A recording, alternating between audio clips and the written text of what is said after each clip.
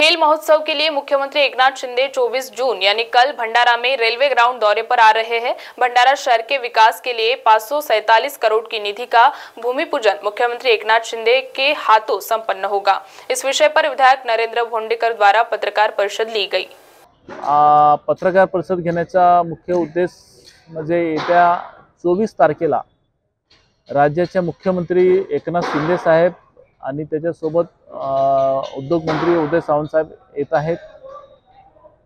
याच्या आधी पण आपण 1, 2, 3 टप्पे असे भूमिपूजनाचे केलेले आहेत। त्याचे कामं सुरू आहेत, काही पूर्णत्वास आलेले येत आहेत आणि आता हा चौथा टप्पा 547 कोटीचा हा येत्या 24 तारखेला माननीय मुख्यमंत्री साहेबांच्या हस्ते काही ठिकाणी जाऊन करणार आहेत आणि काही ठिकाणी ते ऑनलाईन करणार आहेत पावसाच्या परिस्थितीमुळे।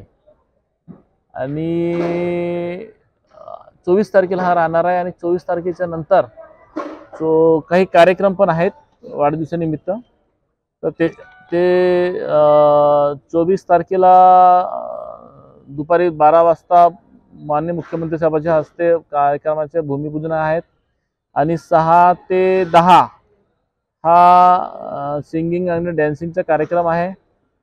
त्याच्यानंतर 25 तारखेला 10 ते 2 बक्षीस वितरणाच्या क्रीडा जे जिल्ह्यामध्ये विविध क्रीडा स्पर्धा सुरू आहेत, आमदार क्रीडा स्पर्धा त्यांचा बक्षीस वितरण आहे। त्याच्यानंतर 2 ते 4 बॉडी बिल्डिंगच्या स्पर्धा आहे।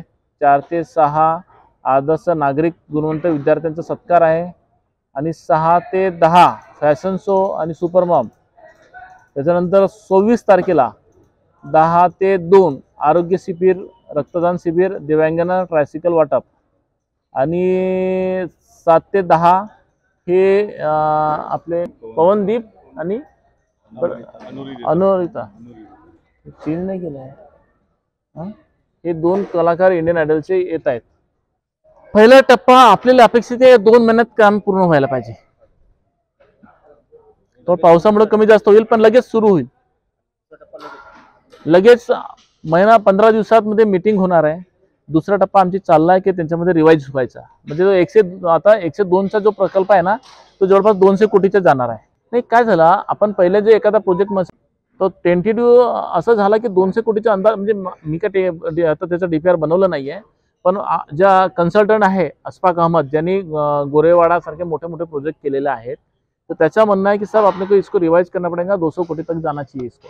नहीं याच्यातले सुविधा आहेत ना खूप सारे, याच्यातलेच आहेत। जसं आता रिसोर्ट नाही आहेत, जसं आता याच्यात आता खूप सारे फेन्सिंग आहे, खूप सारे मोठे हे आहे ना। आपण टेंटेटिव्ह त्याला पकडलं होतं की बा 43 कोटी सिव्हिल कन्स्ट्रक्शन मध्ये कामात येईल, पण 43 कोटी मध्ये होत नाही, तोच 80-90 कोटीवर चालला। ते असं याच्यात तो वाढणार आहे। हा सुद्धा मला तुम्हाला सांगावंसं वाटते की भंडारा जिल्ह्यात इतक्या मोठ्या प्रमाणात निधी येत आहेत, तो पोटात काय दुखते, तुम्ही समर्थन करा ना। अरे 2-2 हजार कोटी बारामतीला जाते, तर त्याच्या कुठे तुम्ही छापत का नाही? तिथे का किती भ्रष्टाचार चाललाय। नागपूरमध्ये हजारो कोटी चालला, तिथे का नाही टाकत? भंडारा जिल्ह्यात तुम्ही भंडारावासी नाहीत का? अरे सकारात्मक गोष्टी बोला ना। तुमचं निगेटिव्ह जर तिकडे माहित पडलं तर ते थांबवतील ना कामं। नक्कीच चौकशी व्हायला पाहिजे, मी त्याचं समर्थन करत नाही चुकीचा, पण खड्डा आहे खराब आहे हे अशी निगेटिव्ह बंपिंग करून राहिले का हजारो कोटीचा पुरा महाराष्ट्राच्या निधीचा भ्रष्टाचार भंडारातच होऊन राहिला। अरे कुठे आपण चाललो? अरे बॅकलॉग किती आहे भंडारा जिल्ह्याचा?